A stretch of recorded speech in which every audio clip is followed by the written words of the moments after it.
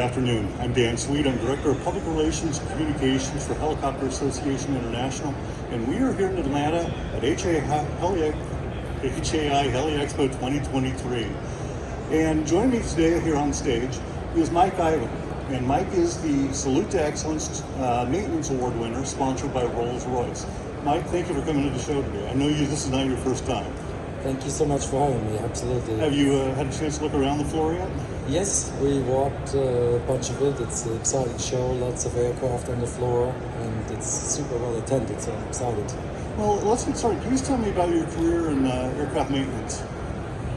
I basically started with an apprenticeship, which is a thing in Europe and Germany we had at the time, still have, where you basically apply at a company as an apprentice and you go through like a 3-year program, and it's pretty in-depth. The first year you're just in a machine shop actually.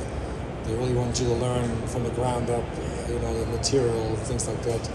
And then I moved to the US and was fortunate to be given the opportunities. I went actually to be a student at a flight school, but I was right away hired as a mechanic there. And then I just was fortunate to have been given opportunities and was able to build on that.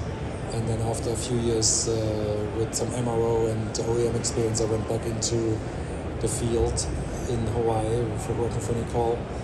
And I've always been an IA, always kept on doing annuals and maintenance, whatever, even if I was sometimes in the business side a little bit. So, obviously there are thousands of aircraft maintenance professionals around the United States and around the world. What do you think it is that helped make you stand out to get the nomination and the award? Well, I think there is a lot of very deserving people in there, and I think the best people in maintenance are sometimes introverts, and you might not necessarily see them, maybe they don't get recognized as much as maybe somebody that is the DOM. I'm a little bit more visible, but I think in general, when you're working as a team and not being afraid to ask questions and be humble and call the OEM and not think, I can do it on my own. It's a real team effort, and maybe that got recognized. Okay, well, you mentioned being a team effort. How do you find a balance between leading by example or actually directing your team? Yeah, so I love being close to the product, really becoming an expert, and that's like a lifelong thing because you learn every day that an aircraft is going to throw you something that you call the tech rep about. And so I'm definitely always out, leading by example and growing together with the team. And then obviously you have to have a team, you have to have support from management to then get away, to do your other duties. And sometimes it might take longer hours to get it all done. Well, maintenance personnel, you're right, are usually behind the scenes. They may not have the personality to be out in front of everybody else, but that's an equal part of the team in flight operations. You can't do the work without a good maintenance team. What are some of the ways our industry can better recognize the work of the maintenance personnel? Yeah, I think, one of the things in our company, we don't have like a division, but there's the pilots and the mechanics, we're all working together, going together, and obviously pilots, they have more mandated training than mechanics do. So I think having awards and recognitions and making sure that you make it easier for A&Ps to come to shows like this, I think that would go a long way.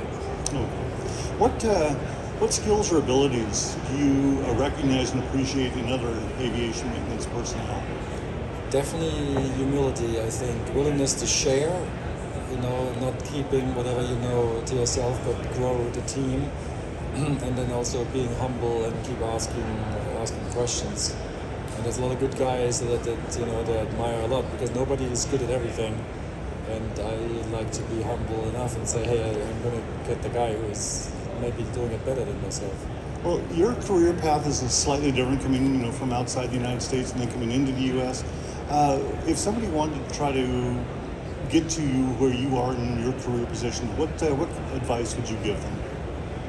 I think even just going to a community college, to a 147 school and getting that A&P license, because once you have that, you know, you're going to keep your currency, but it's a lifelong thing.